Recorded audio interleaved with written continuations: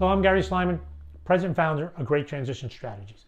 Today's topic, 5 areas as a leader you need to nail down with your workforce to ensure their overall well-being and a high level of engagement. This data is coming from Gallup, which I use all the time, and it comes from their overall workforce well-being study. So I'm going to give you the 5 of them, and then let's apply them to you and how you lead your organization. So the 5 are, first one is expectations. Are your expectations clear and written for the individuals that work for you? Number 2, strengths. Do they get to work on their strengths? Number 3, do you care about their development? Are you doing something about it? 4, are their voices heard? And number 5, mission and purpose, alignment of their personal mission and purpose with the organization. All right, number 1, expectations. Less than 50% of individuals in the workforce believe that their written position description matches well what's truly expected of them. You want to be 50% of the workforce out there, and you want to increase the overall well-being of individuals in your organization. Have a well-written position description that describes what they do. Back it up with how you speak to them, what they do, and your actions and expectations. Well above the norm, and you're going to help engagement and workforce wellness.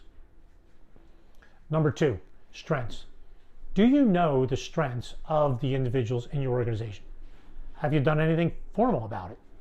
Cases are, you could do something formal like strength finders or via character strengths. Use those, sit down with the individuals, ask them, where are your strengths? Where do you want to work? How can I best utilize you here day in and day out? You put them to work on their strengths. 1/3 of the workforce is what feels their strengths are going to be used. Well above the norm, increasing overall well-being, increasing level of engagement. Next, number 3, development. This is particularly true with millennials. Millennials want to be developed.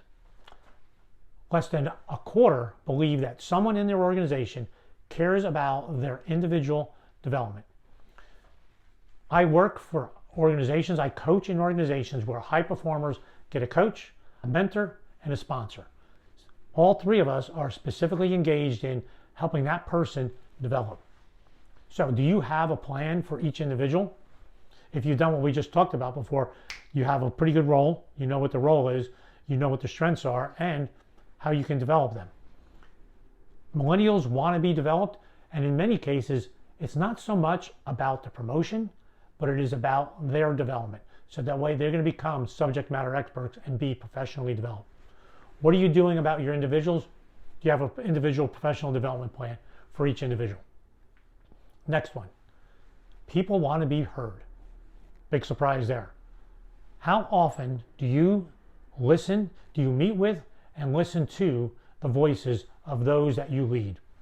If you have a large organization, is it a town hall kind of thing or smaller organization, one-on-ones? How often do you have one-on-ones with your direct reports so that way they know they're being heard by you? Less than 1/4 of the workforce believes that they're being heard, that their voice is being heard by folks that are leading them. Big difference. You know how you want your voice heard when you speak to the folks that are leading you. Last one, mission and purpose.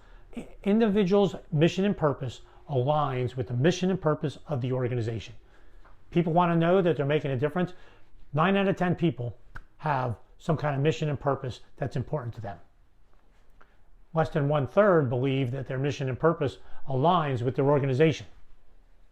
If you could take time to meet, understand where people want to go, what's important to them, what their values are, and see how aligned that is, what a difference that would make in individuals. So those are the 5. So lean back and just think about the things we talked about.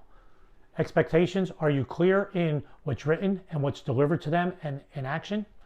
Are you allowing people to work to their strengths? Do you know their strengths? What are you doing about it? Do you have a development plan to help individuals develop? Is their voice being heard? And do you know what their mission and purpose is? How well does it align with your organization? What would be the impact in your organization if you were able to fulfill these 5 elements? Thanks for listening. I welcome the opportunity to work with you and help you put this in place in your organization.